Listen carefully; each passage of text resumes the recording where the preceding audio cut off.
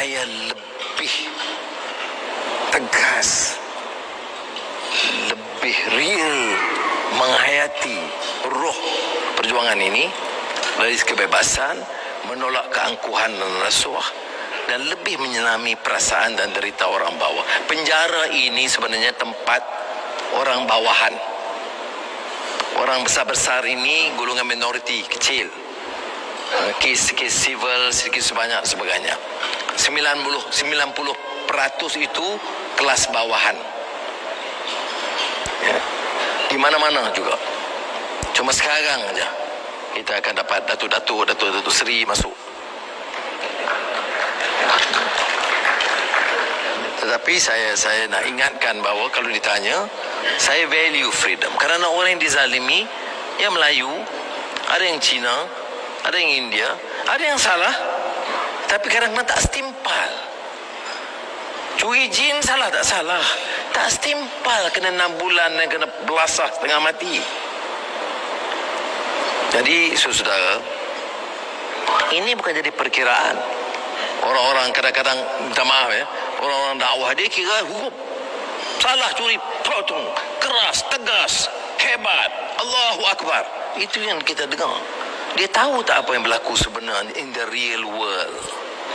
Ya. Dia tahu tak bahawa penyelesaiannya adalah dengan dakwah bil hikmah wal mau'izatil hasanah wajadilhum billati hi ahsan. Saya bukan tunjuk sikap yang lemah untuk takut dengan pelaksanaan syariah, tapi saya lebih takut dengan pelaksana yang tidak memenuhi syarat. Kerana pelaksana yang tidak memenuhi syarat syariah itu lebih memberi kesan yang lebih negatif terhadap Islam dan perjuangan Islam. Jadi saudara, saya sebut tadi, kita hidup dalam post-normal times. Suka dijangka, suka diduga. Tapi yang menariknya, Ziauddin Sardar dengan temannya yang tak terkala beri taklimat kepada saya tentang post-normal times, dia ambil juga foto saya dengan Mahathir menang pilihan raya. Kata itu pun post-normal. Sebab pertamanya orang tak jangka mereka boleh pakat. Keduanya orang tak jangka mereka boleh menang. Itu post-normal. Dia tak biasa. Sampai sekarang saya pergi mana-mana orang tanya.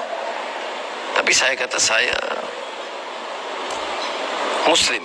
Saya strong believer in humanitarian ideals. Pedih, ya. Pedihnya amat. Ya. Luka di hati. Nak cari penyelesaian, nak menerima. Saya masih ingat kunjungan Tun Mahathir kali pertama ke mahkamah. Itu suka Azizah diam dengan rupa yang sedih. Dua anak perempuan saya menangis sehujung. Tak faham mengapa papa boleh terima. Tetapi bila saya terangkan kemudiannya, pernahkah kita dengar seorang Muslim kasar menolak orang yang datang bercakap baik dan nak berdamai? Faslihu baina akhawaikum. Pernahkah kita dengar sikap sedemikian? Mudahkah untuk kita laksanakan? Tidak mudah. Tapi apakah kita harus menunjukkan sikap yang keras seolah-olah kita ini terlalu baik? Tetapi yang lebih penting bila saya terima Tun, yang bulan-bulan berikutnya sehingga berakhir dengan pengisytiharan atau perjanjian awal Januari 2018, ialah kerana Tun Mahathir menerima agenda perubahan ini,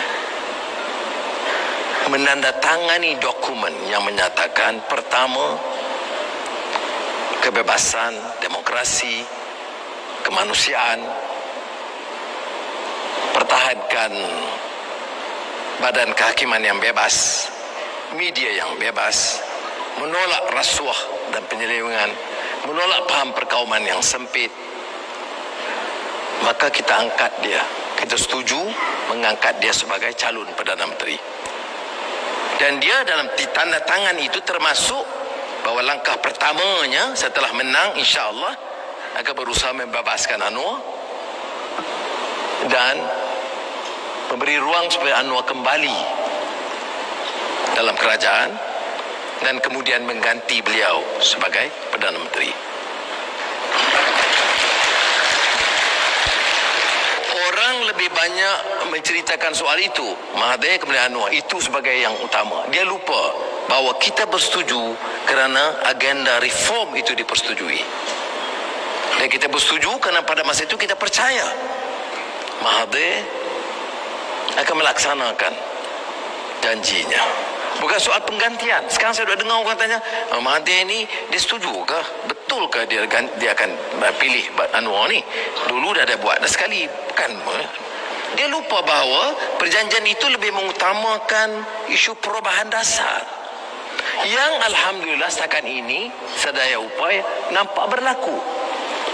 Kalau yang kurang berlaku itu kerana kadang-kadang tim itu tidak sekukuh itu semangat mereka. Dalam merebut jawatan, mengugut ada. Itu kelemahan yang bukan pada Mahathir, juga kepada pasukannya. Jadi sebab itu saya katakan bahawa walaupun sukar, tetapi bila ditanya di Singapura semalam bagaimana tentang masalah kepimpinan, saya kata saya bukan pakar sangat, tapi saya yang tahu ialah mesti ada keyakinan, mesti ada nilai akhlak dan etika, mesti ada daya tahan dan daya juang, dan mesti melihat politik dan kuasa itu yang memberikan kebaikan, kesejahteraan dan rahmat kepada manusia seluruhnya, warga negara. Dan dalam pengalaman saya mesti ada kesediaan untuk memaafkan. Kalau kita masih terbungkam dalam hati, di lubuk hati, asyik duk marah, duk dendam, we cannot move forward. Ya, saya bawa masalah besar post normal times ini dari politik sampai artificial intelligence ialah kerana apa? Kerana ia menuntut suatu kekuatan baru, perpaduan baru, ikatan baru yang boleh merungkai masalah kusut yang lama ini. Dan kita mula di negara kita. Jadi saudara-saudari, saya hargai kesediaan saudara mendengar, entah kuliah sejarah, entah kuliah reformasi, tapi saya lebih rasa selesa bicara dengan saudara kerana mukadimah tentang isi perubahan itu telah dirungkai oleh Sidi Fadil yang saya kira yang terbaik di negara kita yang boleh mewakili pandangan yang sedemikian.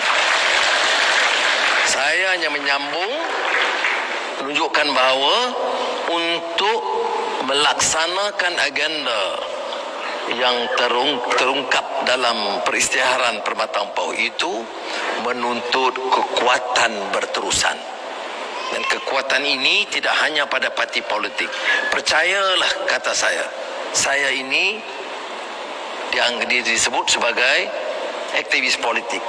Tapi percayalah kata saya bahawa kalau kita serahkan ini hanya kepada elit politik, kita mengundang malapetaka baru.